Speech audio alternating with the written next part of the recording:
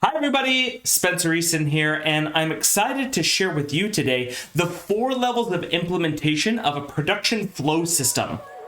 You're not going to want to miss this if you're in construction.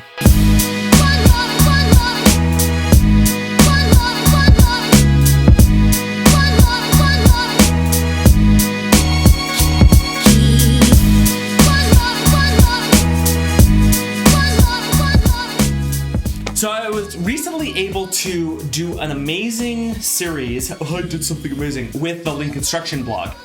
It was called CPM is Dead, Why Your Planning and Scheduling Technique Does Not Work Anymore. And I'll put the link to that in the description down below. But I wanted to do a couple little blips of this on this YouTube channel so that you can see kind of some of the different things that I discussed during that. So the first thing is the 4 different levels of implementing a production flow system. So in the CPM is Dead series, I explained who I am and where I come from. And just for those who are new to my channel, I've been in construction since I was born. I started with my father as early as I can remember, going to job sites. He was in construction, and so was his father, and the father before him. My great-grandfather helped to build the Hoover Dam, so building is in my blood. I have over 20,000 hours logged for CPM planning and scheduling over my career. I hold all the major certifications for CPM, including AACE, PMI, Oracle, Acumen, and so on and so forth. I was the scheduling department manager for a large GC that oversaw 18 individuals across 9 states for the overall planning and scheduling process for construction.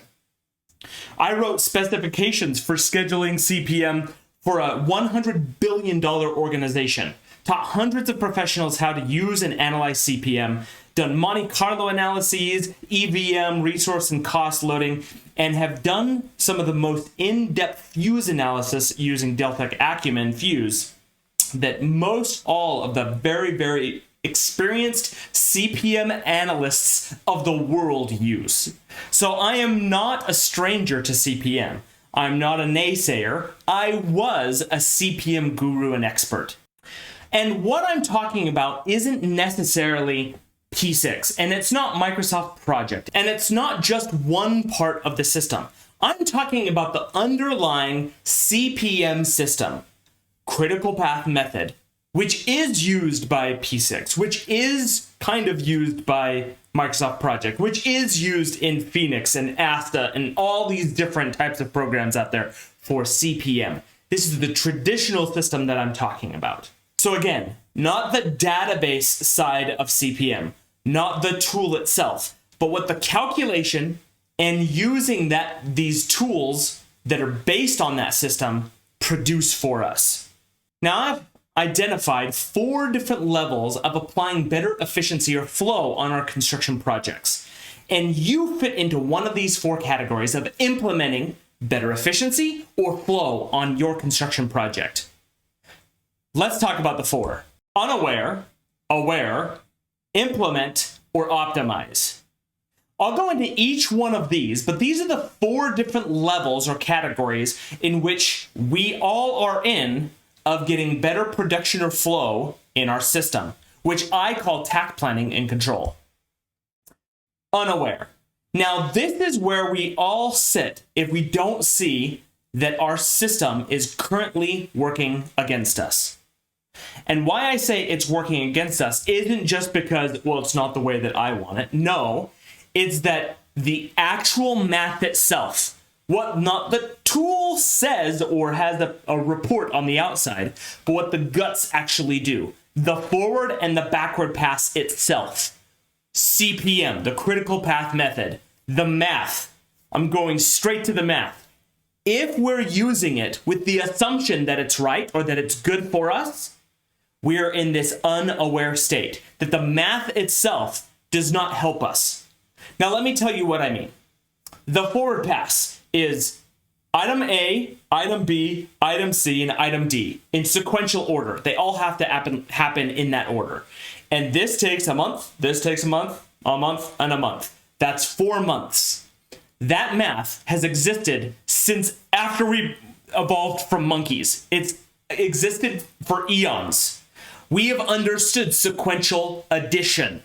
That did not come from DuPont in 1959 when those folks figured out what they called the critical path method. Sequential addition was way before them. So the forward pass is not what I'm talking about with the math that is broken.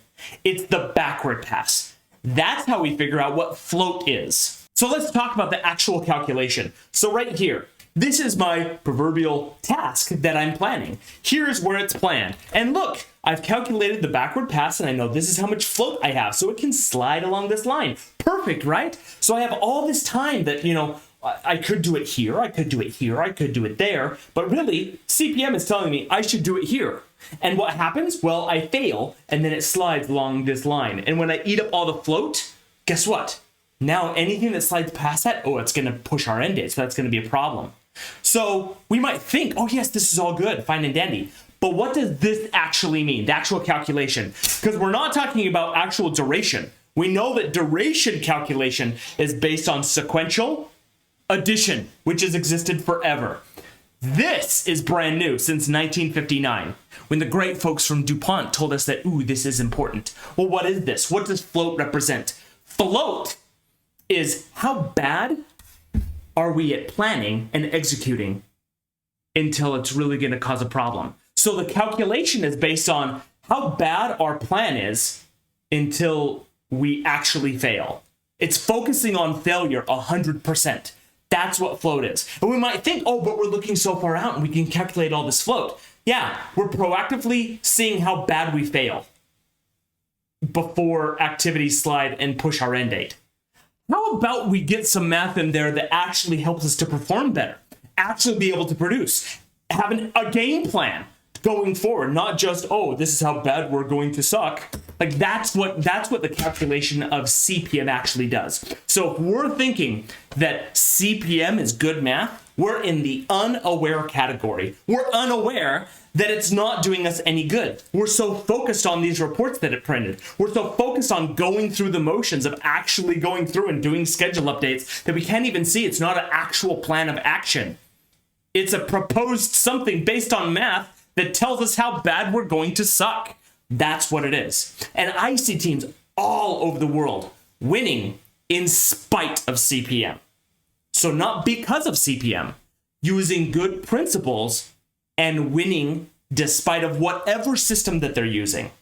Yet what they're doing is production planning, production execution, flow. That's what they're doing. They just don't call it that. So let's move on from the unaware category and see what happens when we become aware of what's actually happening in our plan. Now, becoming aware is just like we're still doing the same thing, but we can see what's happening. Let me show you in this graphic here that I found from a great guy out of Firma, and I'll put his name and link in the description down below. But the black is the plan. Let's say that this is a scope or activity that's supposed to be done over time, and this is amount of scope, meaning that we start here, we finish it here. So this could be foundations, this could be concrete, steel, whatever it is, but you can see that the black is the plan that we were supposed to do, while the red is what actually happened. So there's some sort of variation from that plan based on a ton of different things, which really, in all honesty, is known as real life, because nothing goes according to plan, 100%. So there is going to be some variation. But there's a lot of things that we can do to affect that, which we'll talk about later. And then we move on to, we have this gap, and you see it's kind of triangular in nature. And I've talked about these inefficiency gaps before, but that's what happens when you have differing production rates. And this is exactly what we have in construction. We have one scope or task sequentially before another, and they have different production rates, which means that we automatically have inefficiency gaps in our schedules. All of this blue or buffer time or whatever you want to call it, inefficiency gapping. Now, this is what we're currently doing. Once we see this, it starts to change our mind a little bit about what's going on. And the awareness is seeing that we have long lead times and we have a lot of unfinished work or work in process, right? So this is what happens when we get aware.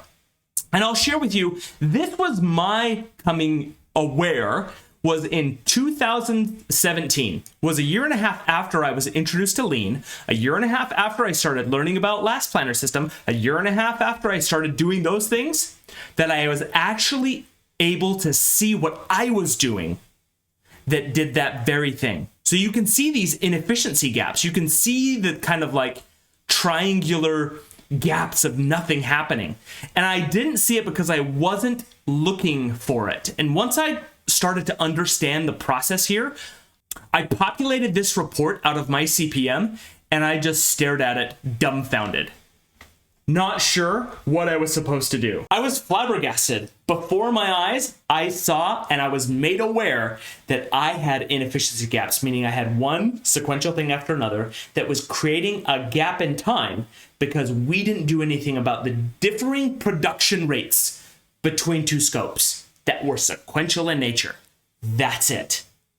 Boom, I was made aware and I knew that we had to fix it. So there we go, on to level number 3, right?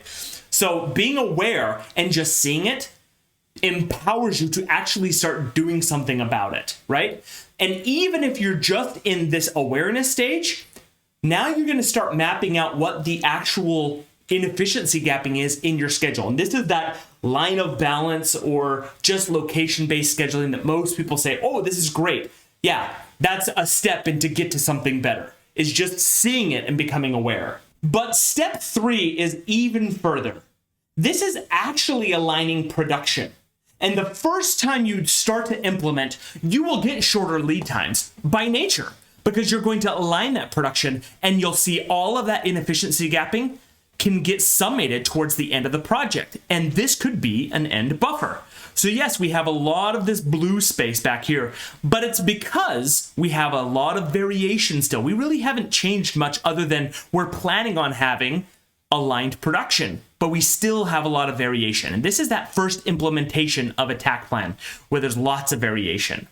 This is where everyone kind of starts. Well, let's map it out and see what happens from there. This looked a lot different once we finished it. This was getting mapped out back here in this kind of May, June time.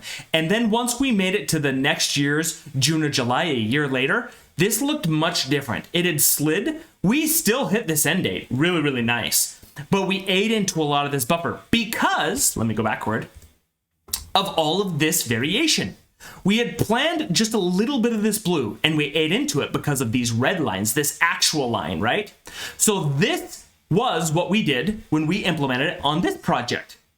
Now, that's step number 3. So if you're starting to implement, you'll get these much shorter lead times. You'll get less work in process. This is amazing.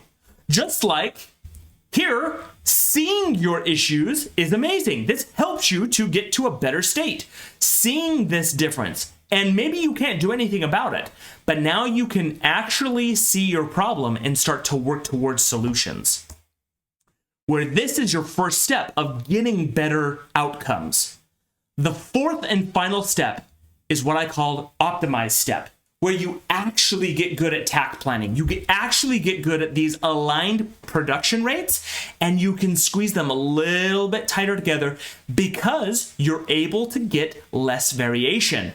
When you have less variation, you can become way more predictable and have way shorter lead times and little unfinished work and small bits of work in process. This is where the magic is. This is where we should be going towards. And this looks like an entire system of everyone working together, the same rate, the same distance apart.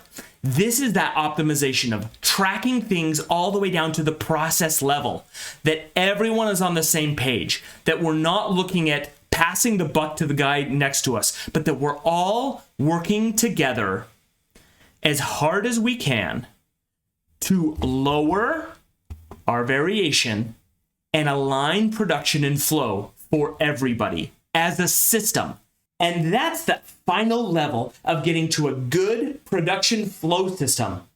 What I call that nowadays is Takt Planning and Takt Control. Whatever you want to call it, I don't care.